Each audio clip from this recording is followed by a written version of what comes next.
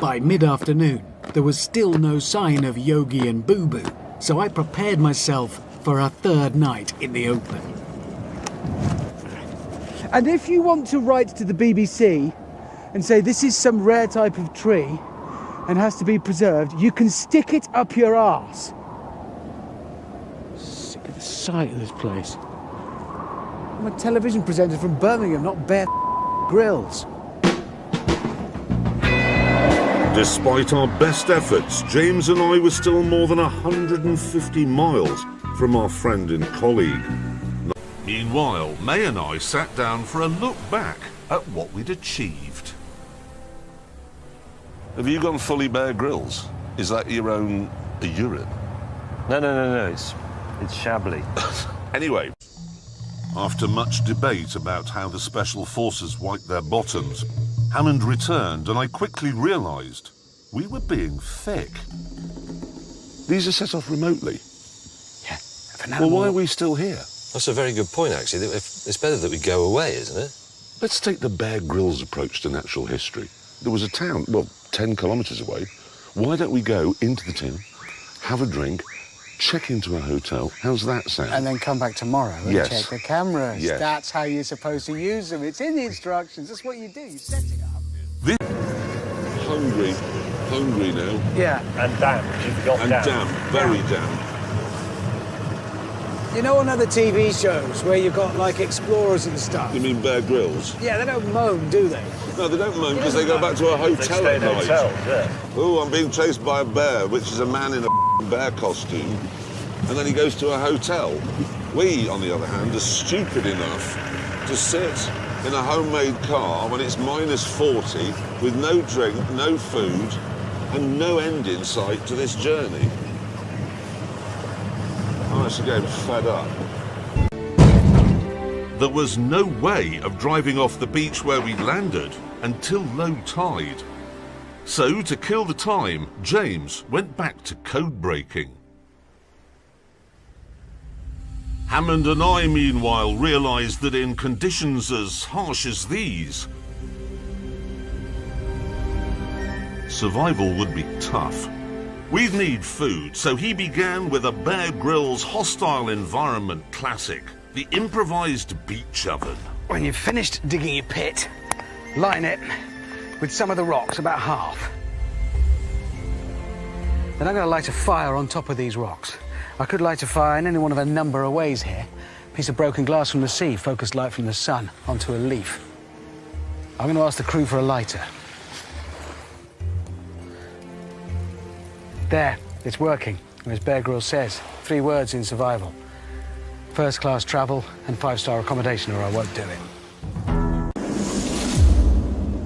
I, meanwhile, was starting to worry that in this heat on tarmac, my little plastic wheels would be starting to warp. So when I got to the hotel, I also didn't join Jeremy for lunch. I need to find a way of cooling them, build a cooling system out here with nothing. And what I do in situations like this is think to myself, what would Bear Grylls do? Having scoured the shoreline for nature's raw materials, I set to work. Well, fingers crossed. Here's what I've done. Luckily, I found these completely full office water cooler bottles that had been washed up, along with this nylon rope that had also been washed up. And along with them, I found these lengths of clear hose. I've attached them to the car. Some cable ties had washed up, and down here at the bottom, it can deliver a life-saving trickle of cooling water. It may not look pretty, but it'll work. And as Bear Grylls himself says, improvise, adapt, survive. Sadly, Hammond's modifications had taken so long, it was too late in the day to move on. And anyway... Which brings me neatly onto the urine enthusiast Bear Grylls, who I hate. In his Netflix show called Animals on the Loose, they've come up with a new idea because you choose what he does next.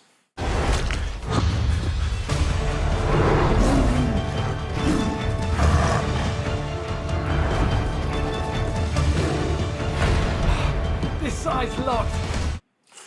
Now, here's the bit where you choose what you should do. The options are, as you can see, go up a tree, get under the truck, or run to the bushes which are in the distance. Interestingly, there's no option of opening the doors on the other side of the car and driving back to the bar at the hotel, which is what I would have done.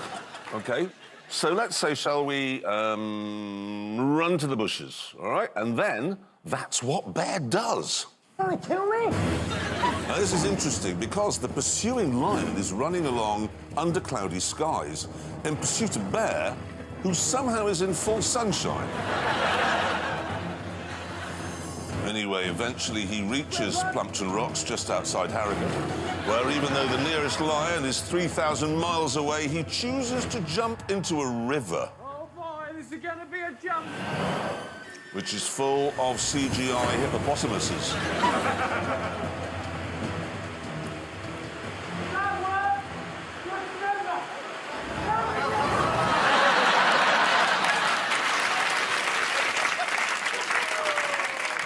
Later in the show, there's a time when he was in Derbyshire, probably, with an anorak and some sticks, trying to stop a fight between a cheetah and a monkey, which were many miles away in Africa.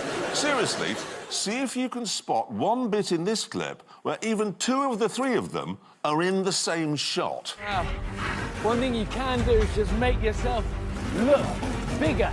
Maybe if I use a stick and my jacket, put one limb through each sleeve, and hopefully when I charge at them, they're going to stop fighting, back away. Hey, come on. Hey! Hey!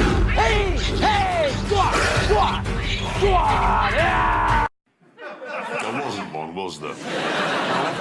There was one scene in the show where he was with some elephants, trying to protect them from some imaginary poachers.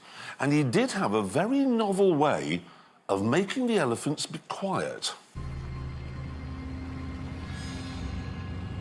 Here we go.